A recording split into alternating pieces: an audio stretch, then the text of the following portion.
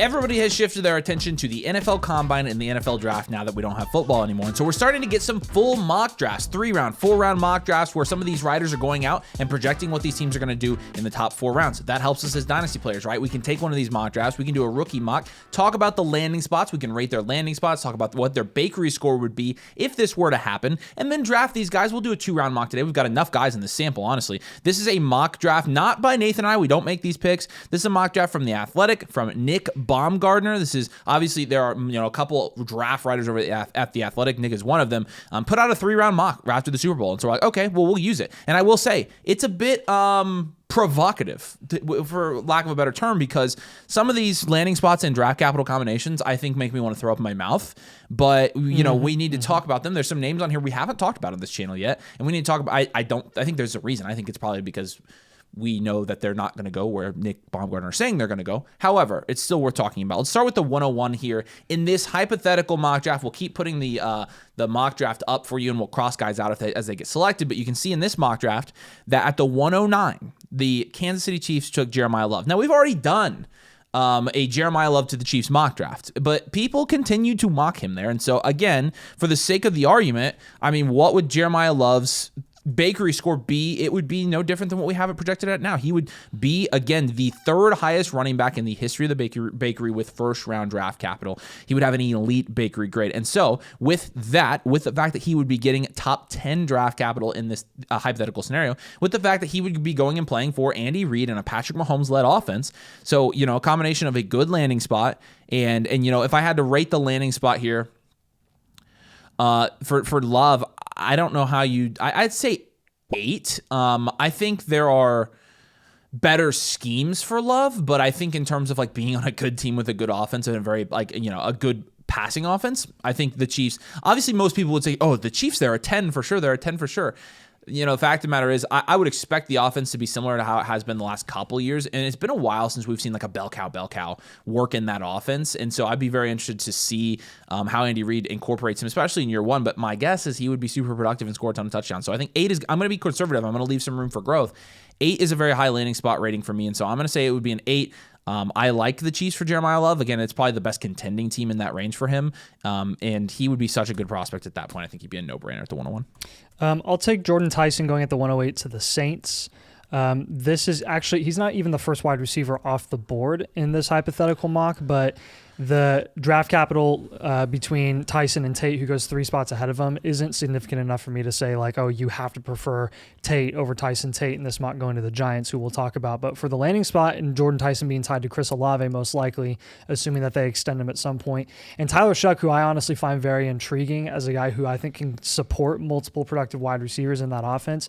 In a Kellen Moore offense where you've seen historically Kellen Moore likes to throw the ball quite a bit, I think this could actually be a situation where Tyson could thrive and do pretty well. So it's enough where, again, with his analytics, when he gets this draft capital going in the top 10, which we've seen in multiple mocks, Tyson falling outside of the top 20 because of injury concerns. But if he goes in the top 10, this puts him right there in the blue tier, right by Mekhi Lemon, who we'll also talk about in this mock. I think his landing spot's interesting too. But I think the Saints is a very underrated landing spot for a lot of different offensive players, where this is not the Derek Carr-led offense. Like, Tyler Shuck had some really good productive weeks with a lot of good productive assets there because his passing volume was so good. He was a lot more able to escape pressure than I think a lot of people gave him credit for as a prospect, and that results in extended plays and more opportunity to push the ball downfield. And as far as the rating goes for this landing spot, again, it's not like, oh, he's going in and going to be the number 1 guy. Like, Chris Olave will still be by default the number 1 guy that we view there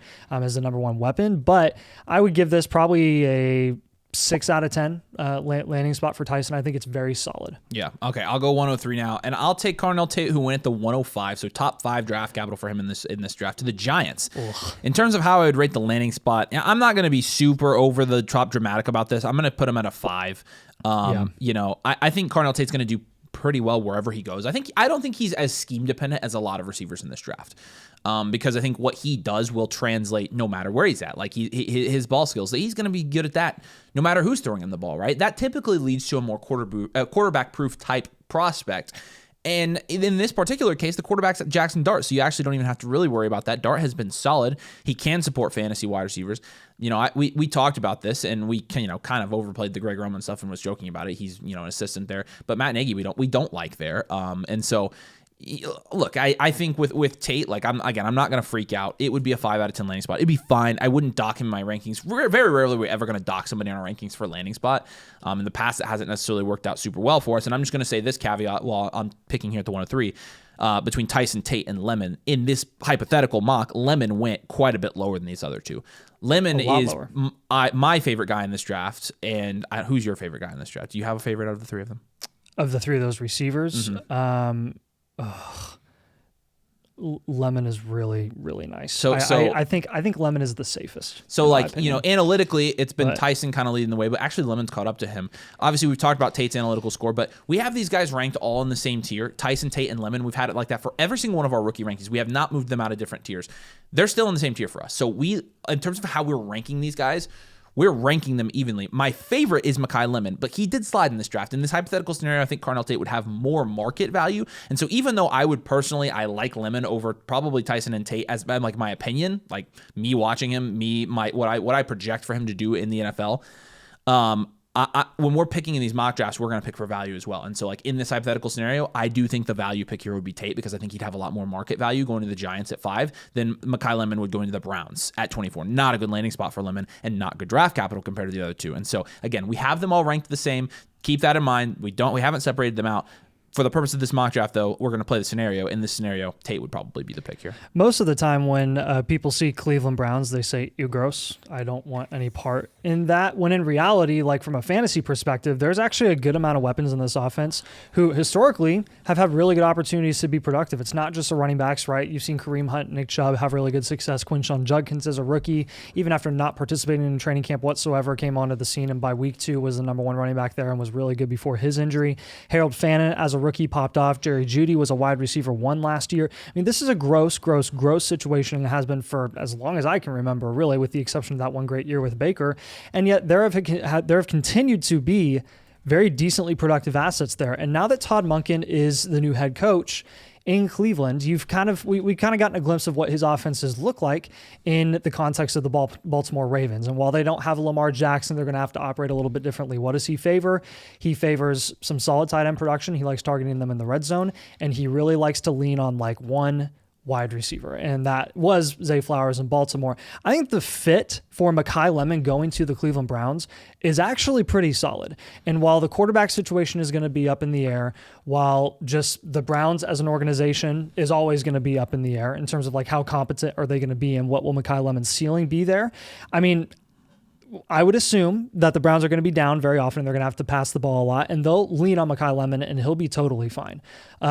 With Jerry Jeudy probably out the door, and Njoku likely out the door, really your biggest passing threat in that offense is Harold Fannin, and that tied with Mekhi Lemon, I think that's a very, very nice pairing. So even though Lemon goes at the latter end of the first round here, still with that first-round draft capital, he is the wide receiver 1, according to the bakery, right there with Jordan Tyson in that blue tier. So I'm very, very excited to see where he ultimately actually ends up landing in the NFL draft. But for this landing spot specifically, you give him a number 1 wide receiver role in an offense that could definitely use that elevation at the wide receiver position.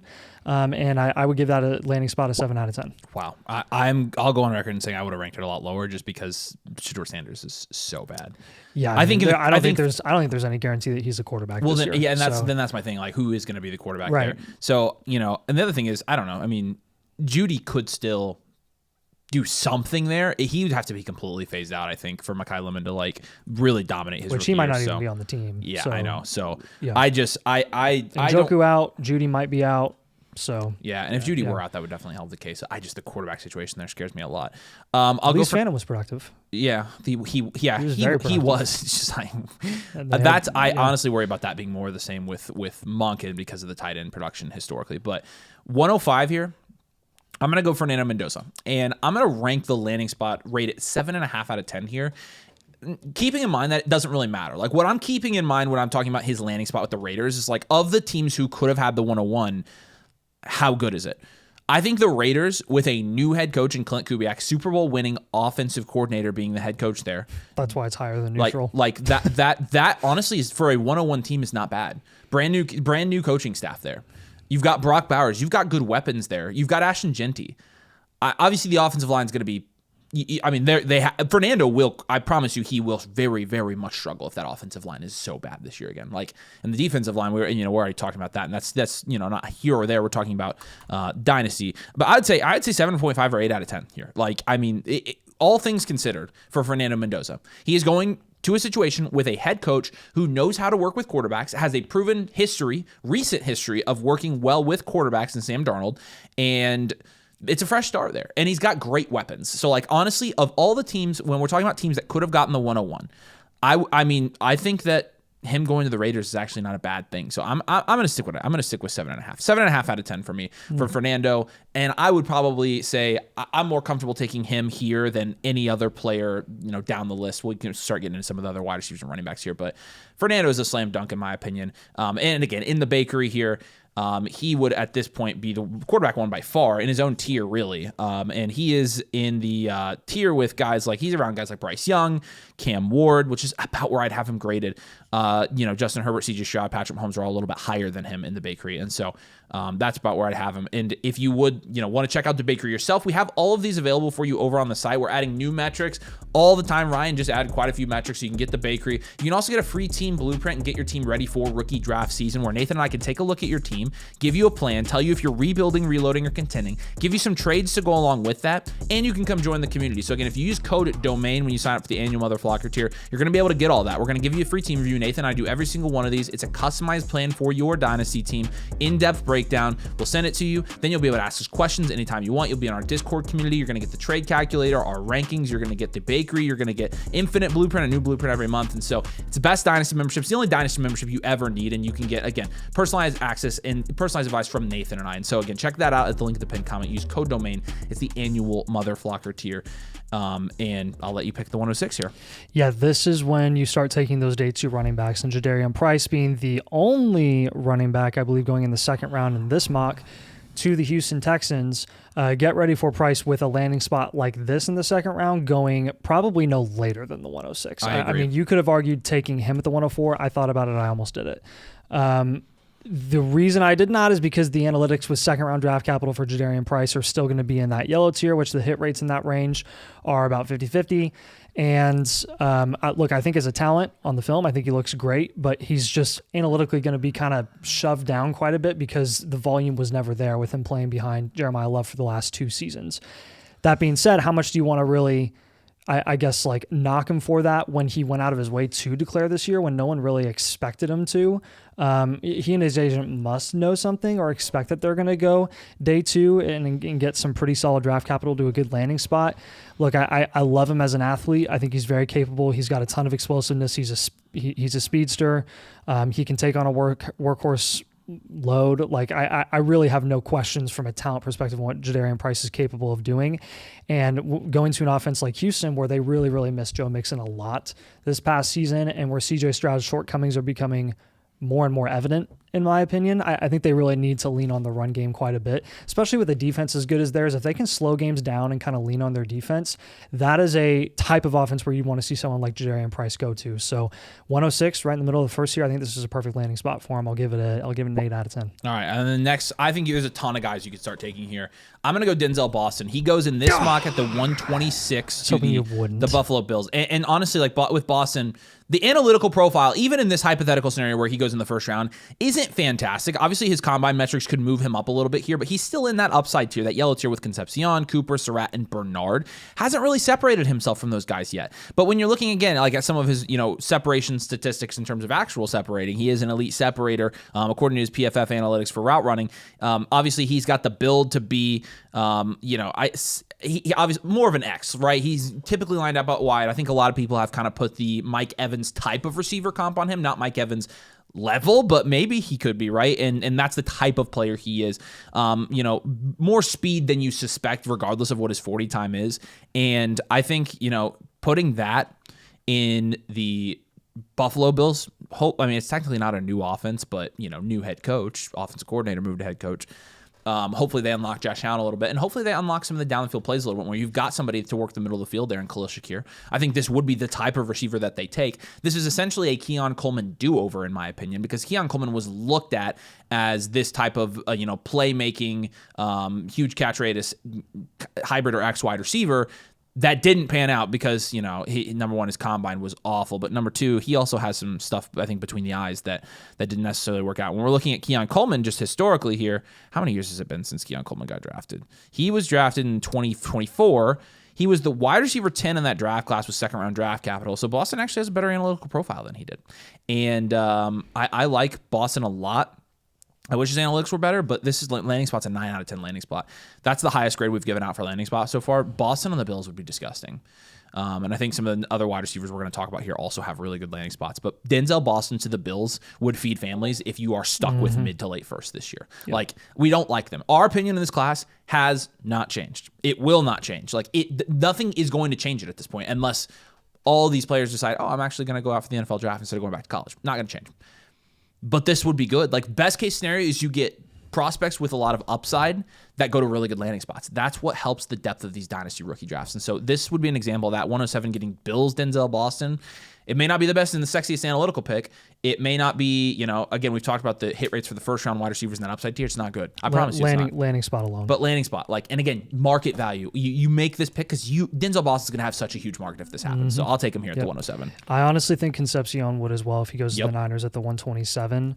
I was tempted to take somebody else here, but I got to go with the guy who's at the top of this yellow tier in this class, which is really turning out to look like a pretty solid wide receiver class in terms of depth. And Concepcion getting first-round draft capital, late first-round DC to the Niners, where Ayuk is going to be gone. They've already lost Debo. Ricky Pearsall is injury-prone. Juwan Jennings is an unrestricted free agent this season. George Kittle coming off an Achilles. What weapon do they have left? Guaranteed. A hobbled Ricky Pearsall, consistent. If Casey Concepcion goes here, and again, you know how he was utilized at Texas A&M. That is a Kyle Shanahan pick. That is a type of wide receiver that I could easily see Kyle Shanahan going out of his way and getting in the first round because they would love to use him in a multitude of ways. They could use him outside in the slot. They could use him in jet sweeps. He's such an athlete. Again, he's like a little bit on the smaller end. He's not going to be a guy that's going to abuse you and win a ton of contested catch situations down the field, but that's what you have your big guys like Pearsall and Jennings and Kittle for.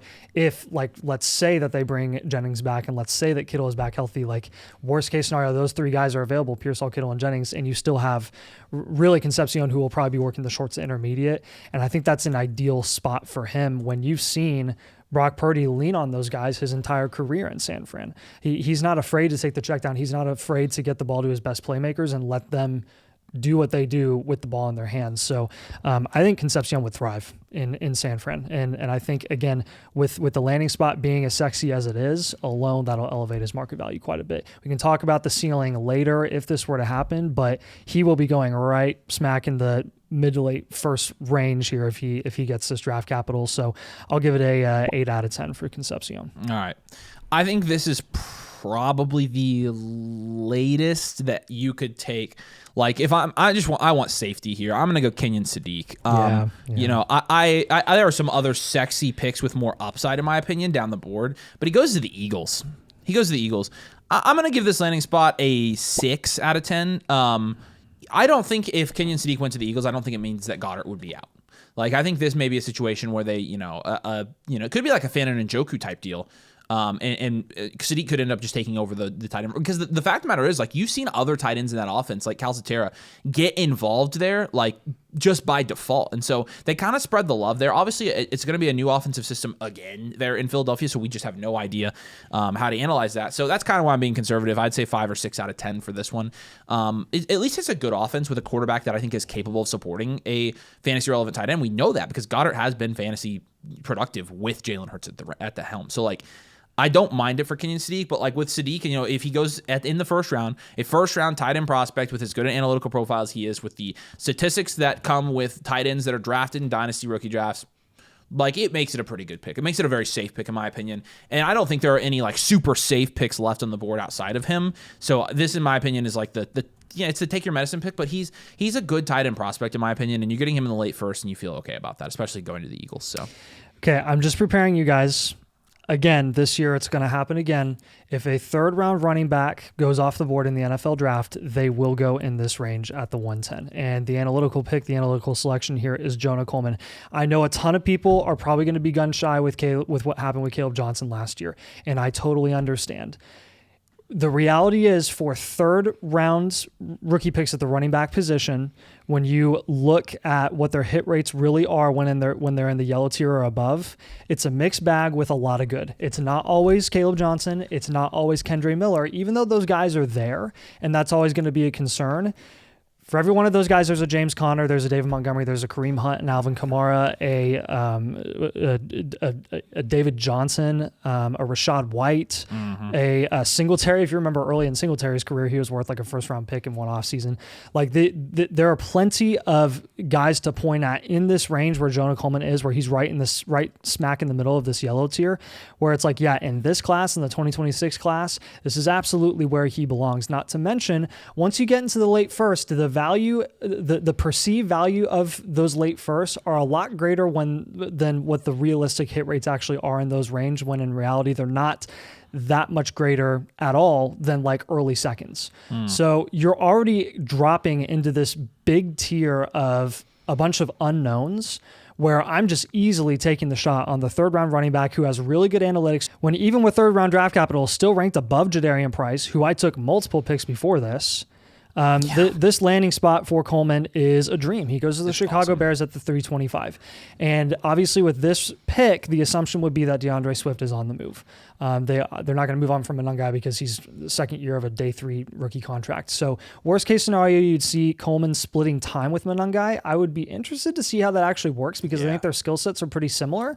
Though I do think Jonah Coleman's a little bit more of a well-rounded running back. So I could see him easily taking over that backfield. It's no guarantee. I'll be totally upfront and honest with you guys. It's no guarantee with a third round running back with this profile that he's going to take over that job. He could easily end up being a Kendre Miller or a Tank Bigsby or something like that. That's always possible. That's always in the cards. It's always in the cards for most people that go in the late first in most classes. Landing spot rating?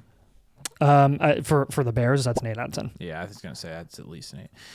Okay, so this is where it gets tough, because we say that, and we take our third round running back here, Jonah Coleman, to the Bears. I will mention, by the way, for Jonah Coleman to the Bears, when you're looking at the running back bakery and you're talking about guys that go in the third round that are in that upside tier, their hit rates, 35% running back 1, 57% running back 2. That's pretty good. 74% running back 57% running back 2. Because again, if they're getting that tier still with third round draft capital, it means their analytical profile is really good. Really good. And he does have a great analytical profile in Jonah Coleman. So I actually like that pick better than like a second round wide receiver in the upside tier.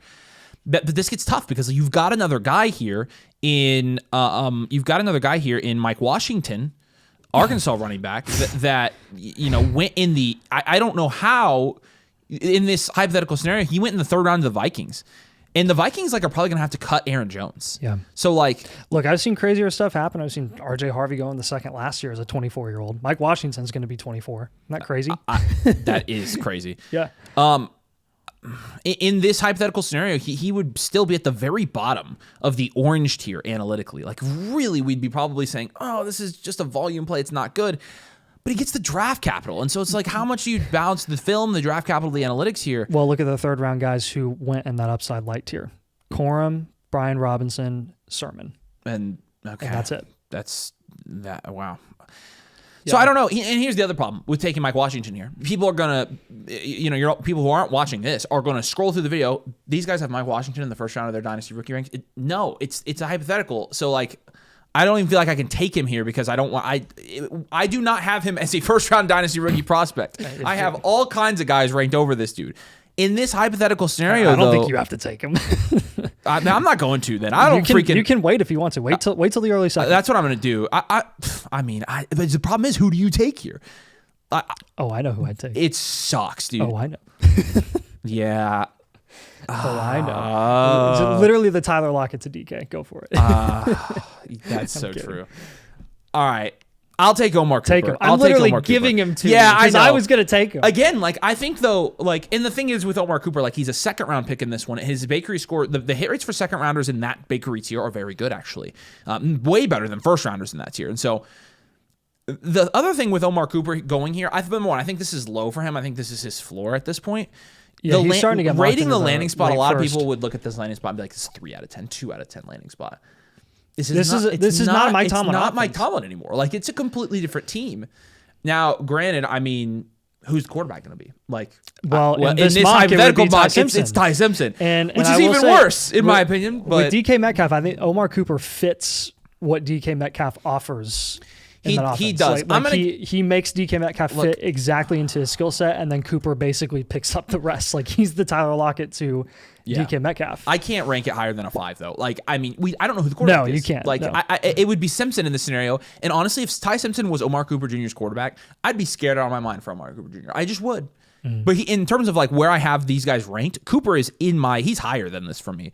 I'm going to take him here. You know, the draft capital, it's just like we're taking second round wide receivers in the late first of these rookie drafts. You wonder why we've been saying to sell these late first, which, by the way, there's this whole new revival of like, okay, these picks actually aren't that bad. Like, you know, it's all these people on freaking Twitter and in our comments are like, oh, this class isn't as bad as you guys say it is. Yeah, it's bad. I'm telling you, it's still bad. Nothing changed. Did we all of a sudden get some kind of, hey, let's turn up the talent knob on these prospects? Like, because I'm telling you right now, Omar Cooper to the Steelers in the second. I love Omar Cooper. I've got a signed football right there. In the late first, woof. As much as I love him, woof. Analytically, hit rate wise, it's not a strong pick at all. It's bad. I'll take him. I'll rate the landing spot even. I don't love Simpson going there and being his quarterback. I'd much rather them just get Rodgers again. Yeah. But at the same time, I mean, what else can you do? This is so ugly here in the late first. So I'll let you take the 112. That said, I will take Ty Simpson, first round quarterback. You have to. I'm not going to. And again, a lot of people are going to say this, like, you got to take him here because Jackson Dart went here. Jackson Dart's in a totally different analytical tier than where Ty Simpson is right now. When you look at Ty Simpson with first-round draft capital, according to the Quarterback Bakery, he's in the yellow tier, whereas Jackson Dart was a blue tier quarterback last season. His analytics were really, really good across the board. Simpson pretty much just fell off this year, and for a guy that watched a good amount of Alabama's games, like outside of when IU destroyed them and annihilated them, like, I just straight up was very disappointed with how Ty Simpson finished the season, and I was shocked that he ended up declaring. He's declared. He's getting mocked pretty much everywhere in the mid to late first. I think it's very, very possible that he gets this landing spot. Literally, like 90% of the mocks I've seen have Ty Simpson going to Pittsburgh. It makes the most sense because Pittsburgh will never have an opportunity ever, it feels like, to actually draft a really, really good, highest of upside quarterbacks in the first round because they're never going to be in that position. So with this landing spot, they might now. I mean, it is what it is. Mike McCarthy is there. Maybe Mike McCarthy can work some magic with a inexperienced quarterback who I think has a lot of red flags. But again, with the investment there, like, you kind of have to select him here and shoot your shot in a super flex league. With the landing spot, I will give it a 5 out of 10 neutral. Yeah, I was going to say, you can't. Oh, man. I'll tell you this, though. Maybe now that they have Mike McCarthy, they can get like a top 10 pick in the NFL draft. Maybe now that they have Mike McCarthy and maybe not Aaron Rodgers, they'll actually give the ball to Caleb Johnson. Maybe they will. We'll see. One would hope that would happen. I'll take Mike Washington now. Now that we've gotten off of the again, I do not. Let me. Hold on. Can I piggyback off what you're saying too? Sure. We just talked about the analytics of Jonah Coleman and where he goes in that range and that tier. We don't just on the flip side of what I just said in the argument that I made for Jonah Coleman. We don't just look at this guy has third round draft capital, therefore we want to take him. We look at a ton of analytics and we look at these hit rates and we look at these tiers. And guys, the reason that we were so big on Tootin and Scadaboo last year after they went early day 3 is because they were the highest graded day 3 running backs that we'd ever seen in the bakery ever. It wasn't because, we really liked them. We thought they should have gone third round. It's because they had phenomenal analytics. Washington going in the third round, hardly elevating his analytics whatsoever, is a really, really, really bad look. And we're going to call him out for that. I mean, it's not, his fault, but we're gonna call people out for that if they reach on a guy like this just because he gets a sexy landing spot in the third round. This is when you do risk getting the next Kendry Miller. This is when you do. Yeah. So just keep that in mind. The next Trey Sermon. You remember Trey Sermon when he was elevated in the first round consistently, just because he got third round draft capital to the San Francisco 49ers, and it didn't work out. In hindsight's 2020, we always should have known that. But at the same time, this would be the market value. That's your break point sure. for Washington. And so see, he would probably be going here or earlier, like, and you say, oh, he wouldn't. This will be the low point. Dude, I I'm telling you, promise this will be the low point. We've done this for 5 years. I know exactly how these people act. By these people, I mean y'all. I know how y'all act when you see a third round running back go to the Vikings, which is, a 7 out of 10 landing spot in my opinion. Like, I think it's good because he'd get all the volume there. Again, cap cuts. You're probably going to have to cut Aaron Jones this year and probably some offensive linemen, things like that. But, it's a Kevin O'Connell offense. It wasn't good last year, though. And the fact of the matter is, like, when, Aaron Jones had a good season there, pretty good season. When have we seen, like, a bell cow workhorse killing fantasy back? Like, I mean... I'm struggling to think of the last time that when's the last time we actually got that from Minnesota? When's the last time we had Dalvin? That? Yeah, okay, Dalvin. Thank you. Yes, it was. I was like, it's Dalvin Cook, and that was quite a while ago, to be honest with you. And so, I think the days of Dalvin Cook are long gone. It's a fine landing spot. He'll go here for market value. I do not have him ranked. If he were to go in the third round here, I would be telling you guys not to draft him. I legitimately would, but I think he'd be going earlier than where he's going now, and so I'm going to take him here. I don't know why he went in the third with this. I don't know. I can't defend Nick Baumgartner because I'm not Nick Baumgartner, and I think it's a bad mock. But at the same time, look, I mean, if it happened, this is what would happen. It's a hypothetical scenario. Yeah, and in this hypothetical scenario, there is another wide receiver that is also in that yellow tier. We've already taken Concepcion, Boston, and Cooper, who are the top 3 in this tier. There remains to be seen 2 wide receivers who still have not gone in our mock yet. I'm going to take the guy who went earliest in this draft. That's at the 203 to the Titans, a wide open wide receiver room, Jeremy Bernard. I know Avery has his own opinion on Jeremy Bernard. I have my own. Avery doesn't like him at all. I think he's interesting because he's kind of like a gadget guy. He reminds me a lot of Debo. He's a very unpolished route runner, but as a true athlete, he could just kind of do some stuff anyways. And this is going to be a Brian Dable offense with Cam Ward going into his second year, where Chim DK right now is the wide receiver 1. So this is a wide open wide receiver room for a guy like Jeremy to go in there and be like, yeah, I can take the lead role. And what does that mean? That he's going to be some high-end wide receiver 2? No. He could still be like a mid to low-end wide receiver 3 as the top option there. Mm-hmm. In the early second round, I'm happy to take that shot on him. Landing spot in a Brian Dable offense in a really, really bad situation. I'd probably give it a 5 out of 10. 5, okay.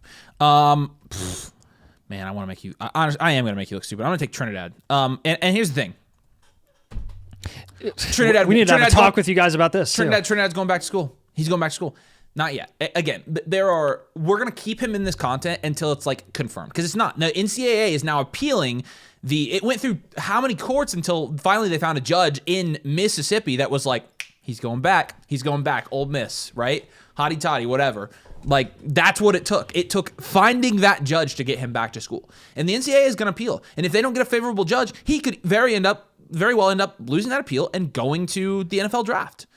If in this hypothetical scenario that happened, and so thank you. I do know that Trinidad won the court case, and technically he's right now projected to go back. It's not over. We've done this 5 times already where we said he has to go to the draft. Now he's going back. Now he has to go to the draft. In this scenario, he loses the court case. He's here. He goes to the Jets at the 201. Look, in a Superflex league, like this is a Superflex mock draft. Yeah, in landing spot, 1 out of 10. Like, I mean, you just, I'll do it just for the Jets, just because of the. I love Garrett Wilson, by the way. I love Garrett Wilson. So, like, I think that is the one, is just Garrett Wilson. But, like, I just don't, I don't know what to say without getting, I think Aaron Glenn's kind of a clown. And I just being honest. Frank Reich's the new OC. So maybe a 0 out of 10 is what we did. Like, I mean, we are Frank Reich seasoned veterans. I don't know how you could ask for, like, a worse. It's bad. Yeah. It's bad. I think, and then, honestly, Nathan and I keep asking ourselves, like, why does he want to go back to school so bad? I legitimately would rather Chambliss go to the Browns than the Jets. I absolutely would. Yeah. I absolutely would. So, and honestly, it's not really probably a 1. I like screwing with Jets fans. So, yeah, it's very fun. I'll take Chambliss there. Because they've had more historical success than the Colts, apparently. Well, That's a take. Fair warning. Again, we are very aware. We are tracking the court case every single day. We're going to keep him in here until he's officially going back to school. Yeah. And right now he's not. So we're not stupid. Yes. Okay. Please, well, give us a break. We're not. We're not that stupid. We're stupid. We're well aware that it's up in the air. This is a whole new world of college football where people stay and they go, and it happens way later in the offseason until we actually really know. So I'm sorry that Trinidad's in here if he ends up officially staying in college. We'll change it. 204 with the Raiders. Chris Bell goes here. I am going to take him over Surratt, who goes in the late, like last pick in the second. The reason I'm doing that is because, number one, tied to Fernando Mendoza. Everybody's going to say that. Everybody's going to be excited about it. There's no wide receiver there outside of Brock Bowers. So people will be interested in that. Do I think it's the most likely receiver that they will select in the early second? Not necessarily. This isn't my mock. But part of the reason I'm giving a little bit of a break to Chris Bell is because if he hadn't torn his ACL, he would have been in the yellow tier with all these other receivers. So I'm giving him a little bit of a mini pass. He had a really, really good talent profile before he went down with that injury. Like he was getting early before the offseason even happened, like late season, first round buzz. That was like legitimate because he was looking really, really solid at Louisville. He'll fall because of the injury. We're going to learn a lot about the medical and see how well he's rehabbing there. But if he goes 204 to the Raiders, that's a pretty solid opportunity for him. Random landing spot rating? 5 out of 10. You will remember to do the landing spot rating one time before we're done. I promise you will. You're going to remember eventually. I will. I added a new ripple to the video. Wasn't it my idea? No, it was my idea. It was yours? No, if it were your idea, you'd be remembering. So, all right. I'm going to make Nathan feel stupid and take Surratt. I just want to punish you. The landing spot for Surratt here. It's pretty nice.